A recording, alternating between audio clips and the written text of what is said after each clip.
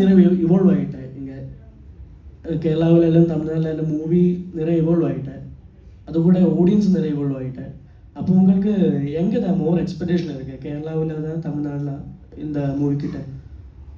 இல்லை, all over India, pan India ஆயிடுச்சுல இப்போ. Because if you see today any film is watched by every audience. So அதனால் இப்போது நெட்ஃப்ளிக்ஸ்லேயும் சரி, அமேசான்லேயும் சரி, யுவர் மூவிஸ் ட்ரெண்டிங் நம்பர் 1, யூடியூப்லேயும் சரி யுவர் ட்ரெண்ட் நம்பர் 1னா it is not by one single people அப்படின்னு சொல்ல, ஒன் செட் ஆஃப் ஆடியன்ஸ்ன்னு சொல்ல முடியாது. இப்போ உங்களுக்கு 100 மில்லியன் வியூஸ், 200 மில்லியன் வியூஸ்னால் ஐம் ஷுர் ஒரு 2 ஸ்டேட்னால அவ்வளோ கொடுக்க முடியாது. ஸோ பேன் இண்டியாவாக இருந்தால் தான் இவ்வளோ வியூஸ் நம்மளால் கொடுக்க முடியும். So it's more of pan India. அந்த தைரியத்தில் தான் நிதேஷ் எல்லாம் நம்ம வந்து ஹையர் பண்ணுறோம். ஏன்னா இவரோட ஃபேலமி படம் வந்து not only Kerala, not only Tamil Nadu, like lot of other ஸ்டேட்ஸ்லேயும் ரொம்ப நல்லா பர்ஃபார்ம் பண்ணியிருக்கு. So he understands people's pulse. So அந்த பல்ஸ்க்கு ஏற்ற மாதிரி we just want to entertain happily. Vishnu ചേട്ടാ ഇവിടെ വിഷ്ണു ചേട്ടാ, ചേട്ടന്റെ മ്യൂസിക് ലിസ്റ്റ് നോക്കുമായിരുന്നു. ഗപ്പി മുതൽ നോക്കിക്കഴിഞ്ഞാല് അമ്പിളി, നായാട്ട്, തല്ലുമാല, അതുപോലെ ഫാലിമി, പ്രേമലു, പിന്നെ ആലപ്പുഴ ജിംഖാന, ഈ പറയുന്ന പോലെ തലയുമായി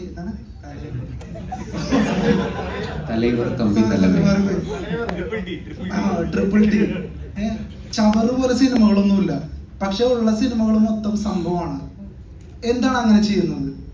കാരണം മ്യൂസിക് ഡയറക്ടേഴ്സ് ഒക്കെ പെട്ടെന്ന് ഫീൽഡ് ഔട്ട് ആവുന്ന ഒരു സ്ഥിതിവിശേഷമുണ്ട്. എന്നിട്ടും അതുകൊണ്ടാണോ സെലക്റ്റീവ് ആവുന്നത്, അല്ലെങ്കിൽ നല്ലൊരു സംഭവം ആയിട്ട് മാത്രമേ ചെയ്യുള്ളൂ എന്ന് പറഞ്ഞിട്ടിരിക്കുകയാണോ? അങ്ങനെ ഒരു പ്രത്യേകിച്ച് ഒരു പ്ലാനിന്റെ ഭാഗമായിട്ട് ചെയ്യുന്നതല്ല. ഈ പറഞ്ഞ പോലെ ഇത്രയും ഇതുപോലത്തെ ഡയറക്ടർമാരുടെ കൂടെ വർക്ക് ചെയ്യാനാണ് എനിക്കിഷ്ടം. ഇങ്ങനത്തെ ഞാൻ വർക്ക് ചെയ്തിട്ടുള്ള ഡയറക്ടർമാരെല്ലാം തന്നെ അവർക്ക് അവരുടെ സിനിമയിലേക്കൊരു വേറൊരു വൃത്തിയായിട്ടുള്ളൊരു കാഴ്ചപ്പാടുണ്ട്, അതിനെക്കുറിച്ച് ക്ലിയർ ആയിട്ടുള്ളൊരു കാഴ്ചപ്പാടുണ്ട്. പിന്നെ അതിനെ എങ്ങനെ മ്യൂസിക്കലി സപ്പോർട്ട് ചെയ്യണം എന്നുള്ളതിനെ കുറിച്ചും അങ്ങനെ ഒരു ചർച്ചയ്ക്കൊക്കെ ഓപ്പൺ ആകുന്നുണ്ട്. അതെനിക്ക് ഒരു ബെറ്റർ മ്യൂസീഷ്യനായിട്ട് മാറാൻ എന്നെ ഹെൽപ്പ് ചെയ്യുന്നുണ്ട് അങ്ങനത്തെ സിനിമകൾ. അതാണ് എൻ്റെ കോള്. ഇപ്പോൾ ഗപ്പി അല്ലേ ആദ്യത്തെ സിനിമ, അപ്പൊ അതില് ഒന്ന് നനയാന്നുള്ള സോങ്, അതുപോലെ അമ്പിളിയിലെ ആരാധിക, ഇതൊക്കെ ചാർട്ട് ബസ്റ്റേഴ്സ് ആണ്, മലയാളത്തിലെ ടോപ്പ് സോങ്സ് ആണ് ആ വർഷത്തെ. അപ്പൊ ഒരുപാട് കോൾസ് ഒരുപാട് ഡയറക്ടേഴ്സിൽ വന്നിട്ടുണ്ടാവില്ലേ? അപ്പോ ആരെങ്കിലും നിരാശപ്പെടുത്തേണ്ടി വന്നിട്ടുണ്ടോ?